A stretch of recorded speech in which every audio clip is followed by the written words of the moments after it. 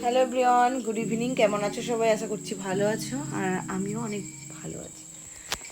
সবাই এখন কি করছো, কেমন আছো জানি না, অনেকদিন তোমাদের সাথে কথা হয়নি সেইভাবে। আর সবার সাথে মোটামুটি দু একজনের সাথে ছাড়া বাকি সবার সাথে তো কথা হয় না ঠিকভাবে। তো যাই হোক, আমার এই ব্লগের মাধ্যমে তোমাদের সাথে কথা হবে। তোমরা আমার ভিডিও দেখো, কমেন্ট করো, আর কি ধরনের ভিডিও দেখতে চাও সেটাও অবশ্যই জানিও। লাইভটা খুব মিস করছি। আর হ্যাঁ, লাইভ তো আমি সপ্তাহে একদিন করে আসবো, কিন্তু কোন দিন আসবো তোমরা প্লিজ আমাকে কমেন্ট করে জানিও। তাহলে সেই দিনটা আসতে সুবিধা হবে, আর সবাইকে একসাথে পাবো, সেই দিন জমিয়ে আনটা হবে। তো চলো, আজকে আমার ভিডিও থাম্বনেল আর টাইটেল দেখে বুঝতেই পেরে গেছো যে আজকে ভিডিওটা কী নিয়ে হতে চলেছে।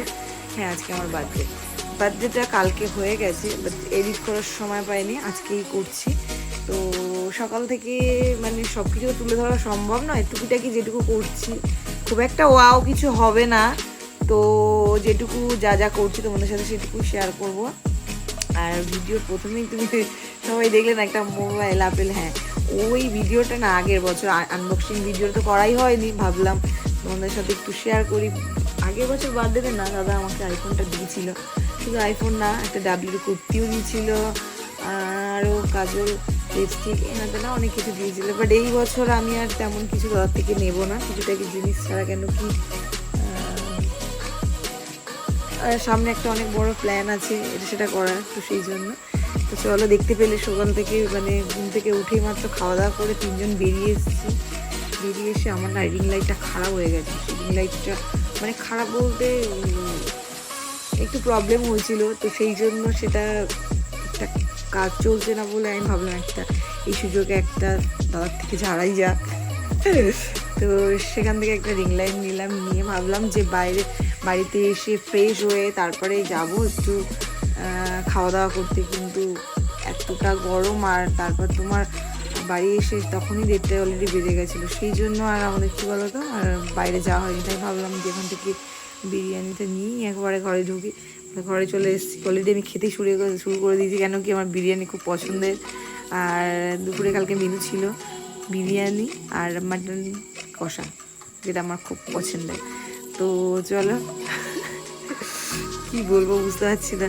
যাই হোক, অনেক দিন ধরে ব্লগ তোমাদের সাথে শেয়ার করিনি, আর এই আজ অনেক দিন পর, মানে হয়তো প্রায় বলতে গেলে 6 মাসের কাছাকাছি হয়ে গেছে ঠিকঠাক সেইভাবে ব্লগ শেয়ার করিনি। তোমরা এবার থেকে রোজ না, সরি, মানে সপ্তাহে ধরো 2টো করে কি একটা এরকম ব্লগ আসবে, তোমরা সঙ্গে থেকো।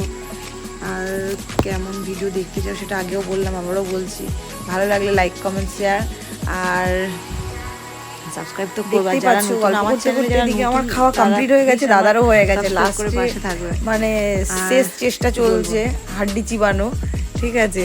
মানে আমি আর খেতে পারছিলাম না বলে ডিমটা দাদাকে অলরেডি দিয়ে দিচ্ছি। দাদা বলছে হাট এইসব খায় নাকি বিরিয়ানি, মানে মাটন খাওয়ার পরে এইসব খায়, আর তারপর বলছে দেখো দেখো পুরো একদম ভেঙে ফেলেছি। যাই হোক, আর খাওয়ার পরে বলছে দাঁতটা গেল। আচ্ছা যাই হোক, তো তারপর দুপুরে তো আমাদের খাওয়া দাওয়া কমপ্লিট হয়ে গেল। খাওয়া দাওয়ার পরে আমরা একটু রেস্ট নিয়ে বেরিয়ে গেলাম। দাদা বলছি চলো একটু ঘুরে আসি, তিশা তো পড়তে গেছিল, তো বাইরে বেরিয়েছিলাম, বাট ভালো লাগেনি দিক ওদিক, কারণ প্রচণ্ড গরম ছিল কালকে, ওই জন্য আর বেশি দূর যাইনি, একটু ঘুরেই চলে এসেছি। দাদা বলছিল যে যেখানে বলবে সেখানে নিয়ে যাবো, কেন কি কালকে আমার বার্থডে ছিল।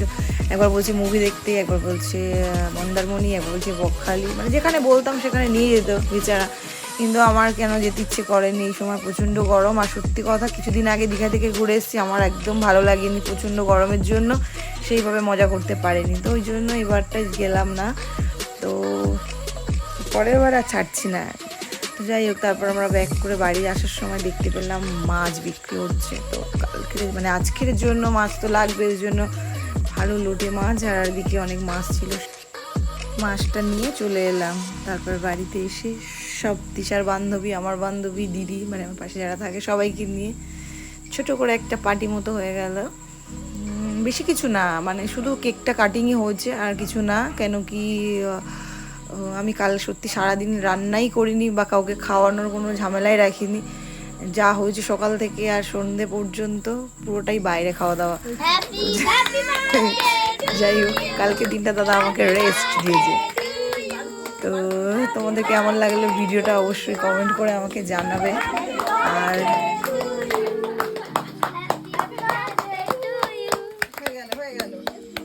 আর হ্যাঁ, গিফট কিন্তু আমি হয়তো বড় একটা কিছু নেইনি, কিন্তু ছোটোখাটো অনেক গিফট তার থেকে জেরেছি।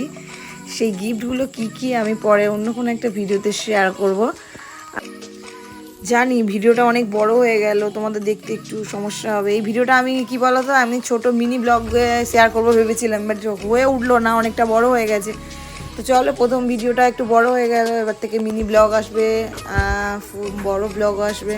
শুধু তোমাদের সাপোর্ট আর ভালোবাসা, এটা আমার কাছে দরকার। আর যারা ভিডিওটা দেখছো তারা প্লিজ কিন্তু একটা করে কমেন্ট করে যেও, প্লিজ প্লিজ, তাহলে বুঝতে পারবো কারা কারা দেখছো। আর অবশ্যই আমার কাছের মানুষরাই দেখবে, আর কমেন্ট অবশ্যই করো, তোমাদের কমেন্টের অপেক্ষায় আমি থাকলাম। আর আমি এখানকার সাউন্ডটা মিউট করে রেখে দিয়েছি, কারণ এই কথাগুলো যদি তোমরা শুনতে না, তোমরা প্রচুর পরিমাণে হাসাহাসি করতে।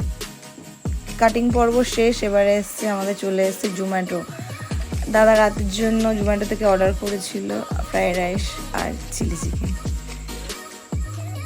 তো আমরা খেতে থাকি, আর তোমরা চ্যানেলটাকে সাবস্ক্রাইব করতে থাকো, আর যারা এখনো করোনি প্লিজ সাবস্ক্রাইব করে পাশে থেকো। আর ভিডিওটা কেমন হয়েছে অবশ্যই অবশ্যই অবশ্যই কমেন্ট করে জানি।